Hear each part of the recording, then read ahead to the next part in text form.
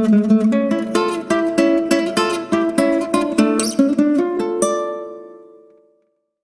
semuanya, selamat datang di Novel Time, selamat menikmati ceritanya, dan jangan lupa like, komen, dan subscribe ya. Episode 565.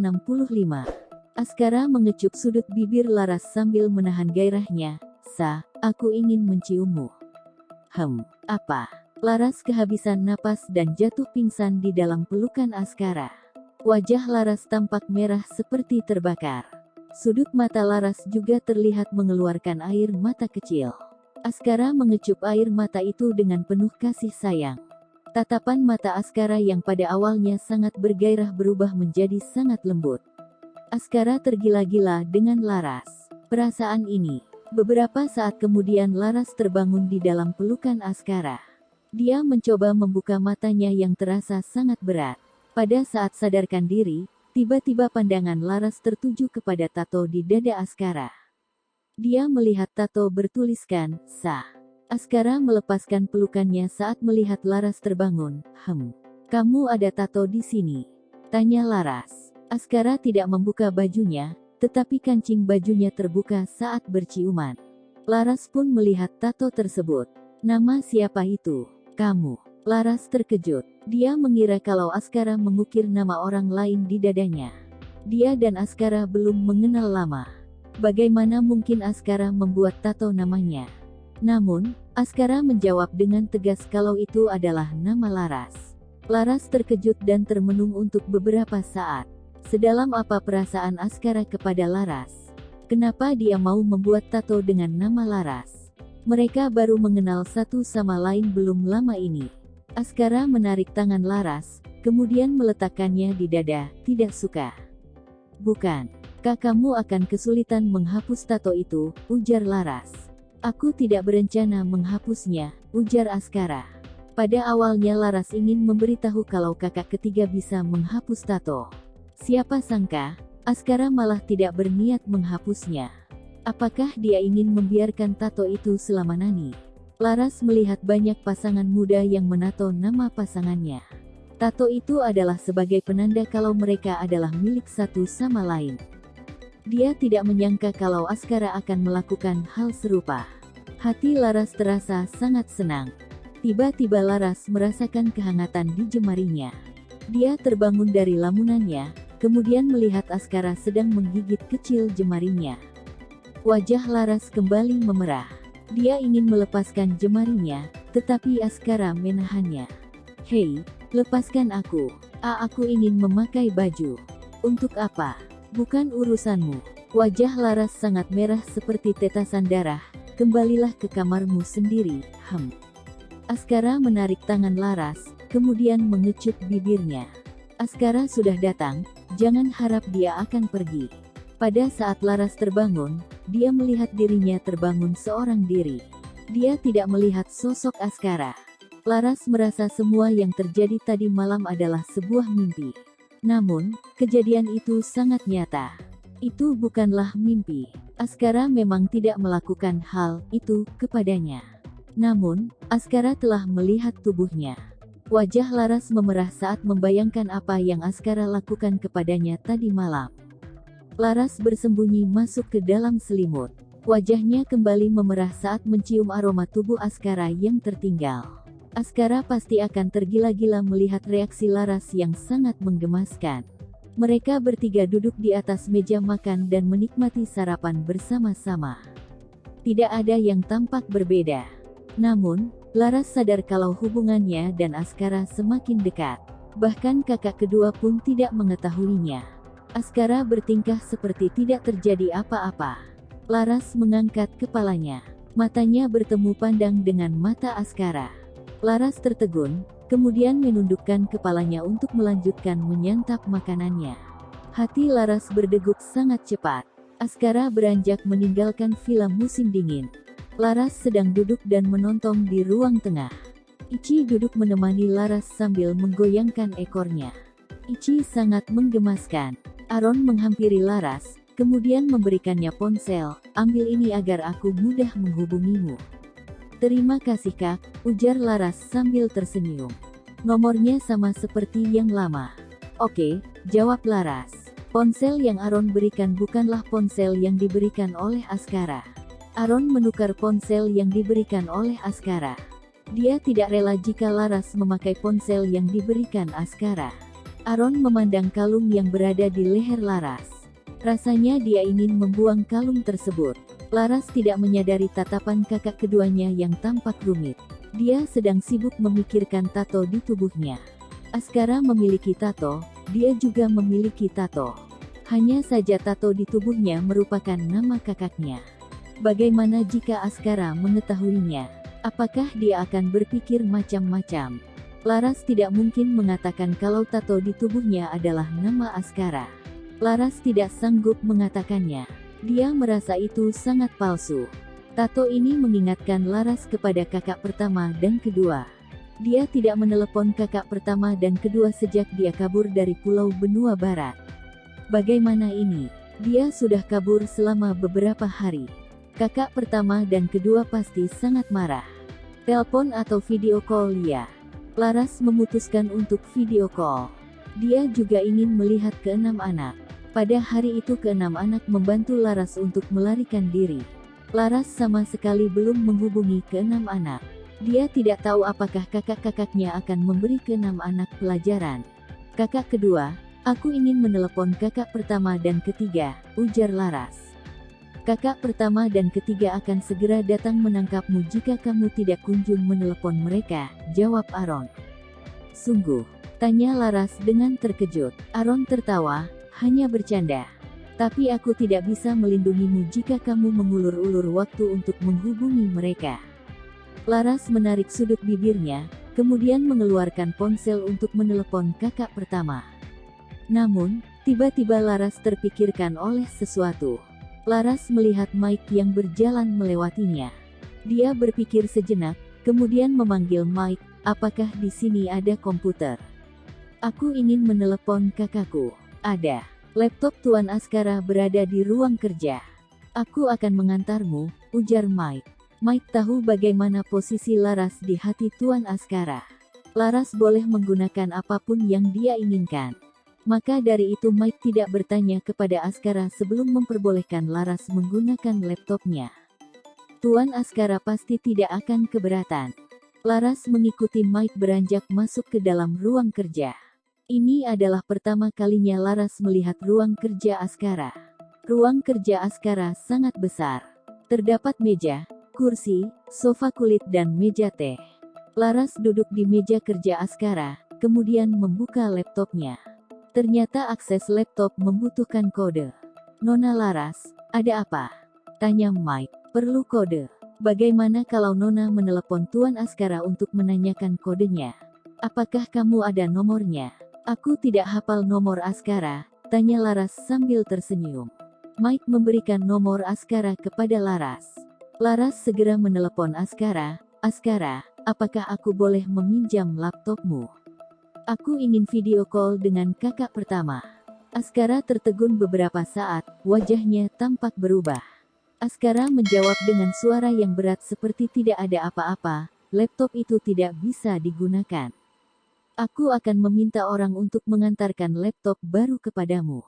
Tidak perlu, aku pakai HP saja, ujar Laras. Dia tidak menyangka dengan jawaban yang dilontarkan Askara. Tidak lama, kok, panggilan itu ditutup. Laras menatap layar laptop dengan tatapan kosong. Aaron sedang berdiri di luar pintu. Dia bertanya ketika melihat Laras melamun, tidak bisa dipakai. Iya, katanya tidak bisa dipakai. Mike terkejut saat mendengar ucapan Laras. Wajah Mike terlihat ketakutan selama beberapa detik. Meskipun hanya sebentar, tetapi Aaron menangkap sinyal ketakutan di wajah Mike. Episode 566. Laras bangkit berdiri, kemudian berkata, "Ayo, keluar." Askara bilang, dia akan mengutus orang untuk mengantarkanku laptop baru. Mike berdiri mematung saat melihat Laras dan Aaron berjalan pergi. Dia memandang mereka sambil berkeringat dingin. Ternyata laptop ini tidak boleh disentuh. Mike baru menyadarinya. Bagaimana ini? Kaki Mike lemas saat membayangkan sosok Askara yang menyeramkan. Setengah jam kemudian laptop pun diantarkan. Hendra yang datang mengantarkan laptop untuk Laras. Terima kasih, ujar Laras. Sama-sama. Hendra mengamati ekspresi Laras. Dia tidak menemukan kejanggalan. Namun, dia tahu pasti telah terjadi sesuatu. Wajah Askara sangat tegang saat Laras membahas laptop. Apa yang harus Askara katakan kalau sampai Laras melihat isi laptop Askara? Apa yang akan Laras pikirkan? Hendra tahu kalau Tuan Askara sangat takut jika ingatan Laras akan kembali pulih. Dia sangat takut. Hendra terbangun dari lamunannya saat merasakan gesekan tatapan tajam di kulit wajahnya. Hendra mengatur kembali suasana hatinya, kemudian tersenyum kepada Aron yang tampak dingin. Kalau tidak ada hal lain yang bisa aku bantu lagi, aku pergi dulu. Hendra segera beranjak pergi setelah melontarkan ucapan tersebut. Laras sempat melamun saat melihat Hendra beranjak pergi. Dia segera tersadar, kemudian membuka laptop dan langsung menghubungkan perangkat ponsel ke laptop. Laras segera menelepon kakak ketiga. Beberapa saat kemudian panggilan video diangkat. Laras melihat wajah kakak pertama yang dingin dan kakak ketiga yang lembut. Laras, aku sedang bermain dengan anak-anak, ujar Ben. Mama, paman, mama, paman, mama, paman, mama, paman, mama, paman, mama, paman. Anak-anak pintar, apakah kalian merindukan paman? Tanya Aron dengan lembut. Sangat rindu. Laras tahu kalau video call adalah pilihan yang terbaik. Dia bisa melihat keceriaan keenam anak. Dengan begitu dia bisa menghadapi kakak pertama yang sangat menakutkan. Mama, apakah mama dan papa sedang tidak bersama?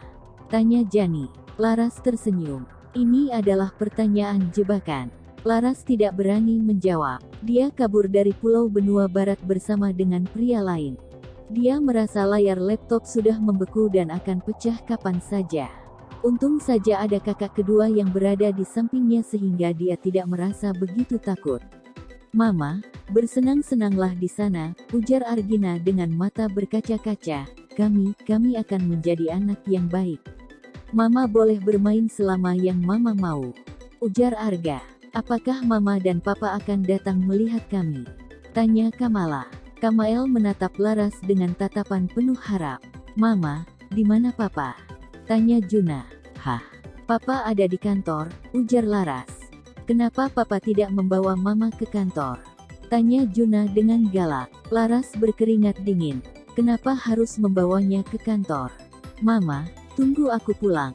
Aku akan menemani mama bermain bersama, ujar Juna. Juna adalah seorang anak laki-laki yang arogan, tetapi hangat. Haha, oke, ujar Laras. Laras berpikir dia tidak mungkin tinggal dalam waktu lama di sini.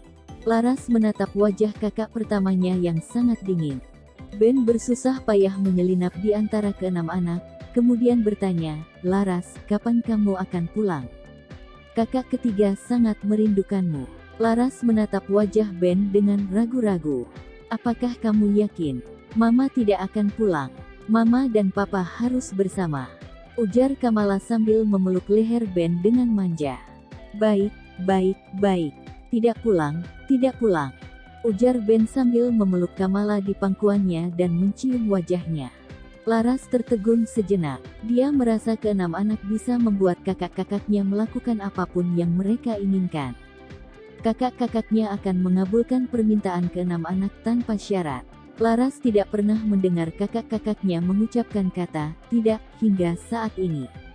Laras menatap kakak pertama dengan perasaan bersalah. Kak, aku akan pulang beberapa hari lagi. Sudah.